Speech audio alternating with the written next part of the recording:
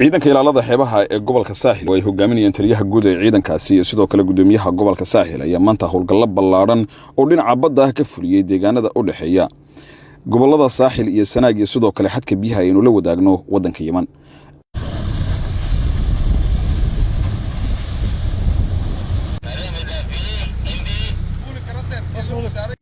intii aanu socdaalkaygan ku jirnay oo qaadatay muddo 24 saacadood ayaanu la kulannay doonyo sharci darro ah oo laga leeyahay wadanka Yemen kuwaas oo ka kalluumaysanayay xeebaha gobolka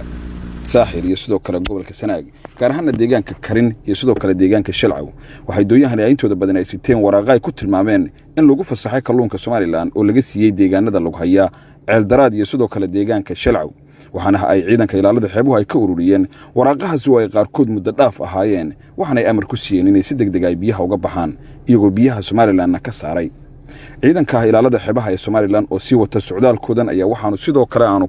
soo marnay deegaano aad u tiro badan oo la xidhiidha gobolka Sanaag kuwaas oo inta badan ay kalluunka xatooyada ka qaataan kalluumaystada ka yimaada wadanka Yemen waxayna ciidamadu ay kormeer ku sameeyeen masaafo aad u dheer oo la xidhiidha biyaha Soomaaliland waxayna ay guud ahaan baay'indeynayeen kalluumaystada sharci darrada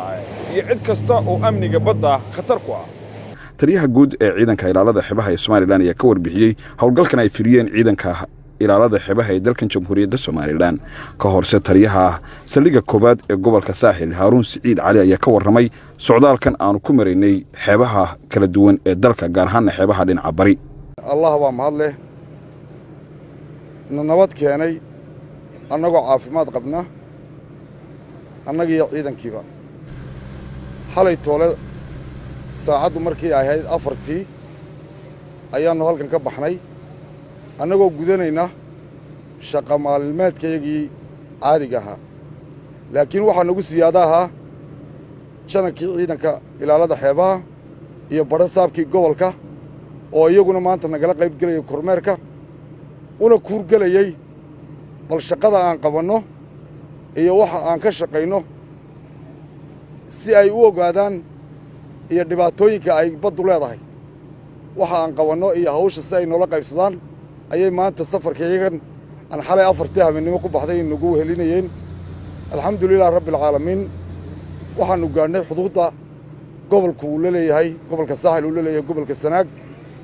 gudoomiyaha gobolka Saaxil Dr. Ahmed Maxamed Xaasho oo isaguna halkaasi ka hadlay ayaa sheegay inay maamul ahaan ay mar walba barbar taagan yihiin ciidanka ilaalada xeebaha ee Soomaaliland isla markaana ay gacan ka siin doonaan la dagaalanka cid kasta oo ku soo xadgudubta biyaha oo ay ugu horeeyaan kalluumaystadan xatooyada ku samaysa biyaha Soomaaliland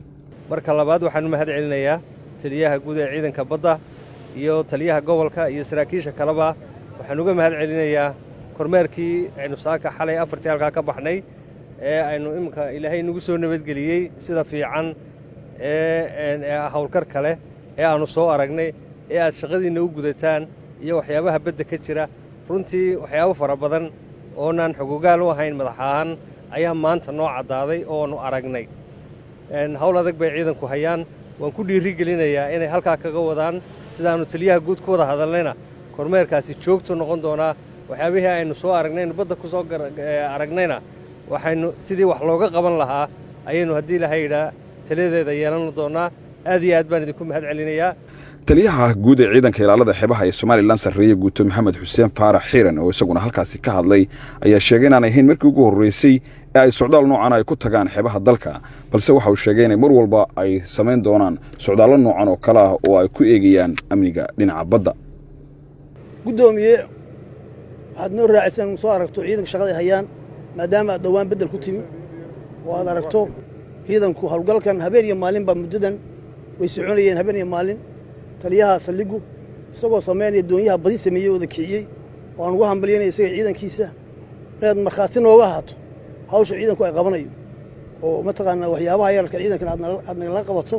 waan soo aragnay doonyo yaryar oo mataqaana fasax ka yar dhacay kuwa mataqaana xoogaa waraaqahoodu aanay saxnayn laakiin badi waxa weeye maadaama cagta lagu hayo badda oo ciidanku aanu ka bixin oo wax la soo lafgarayn karo oo waxaanu kala hadli karno maaliyadda iyo haddii la ka dhigo iyo kalluumaysiga insha Allah waan wadi doonaa ciidankan aad baan ugu hambalyeynayaa hawsha iyadoo corona jiro oo baqdintaas jirto baanu iska tawakalay waxa weeye dalkii corona jiro looga saxan kar maayo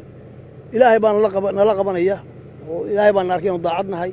baddeena aan ilaashano barwaaqa ka buuxda yamantu intaa waa soo yaacaysaa waxa la soo yaacaysaa inay xadaan xooleenay xadaan laakiin way yar yihiin waxaan maanta qabanayna waxaan ganaxno tallaabo ka qaadno loo muuqan laakiin waa adkeyn doonaa dhammaantoodna waxaan soo rari doonaa meel gaaran wax yimi doono halkii lagu cashuuri jiray aniga gudoomiyaha waxaan isla garan in laga soo qaado balse waxaan la tashan doonaa hay'adaha shaqada naga dhaxayso waxaan salaamaya oo kale warbaahintaan salaamaya ciidanka dhammaantii waan salaamaya agabkeena inoo dhaqaaleeya waxaanu haysanayna wax ku nahay waan salaamaya habeen wanaagsan socdaallada noocan oo kale ah oo kadiisa oo ay sameeyaan ciidanka ilaalada xeebaha ee Soomaaliland ayaa waxay ku soo qabqabtaan inta badan doonyo sharci darro ah oo ka yimaada waddanka Yemen kuwaas oo xalaaleystay kalluunka Soomaaliland ee ku jira biyaha badda ee dalkeena Mukhtaar Cabdiraxmaan Maxamuud telefishinka qaranka Soomaaliland Berbera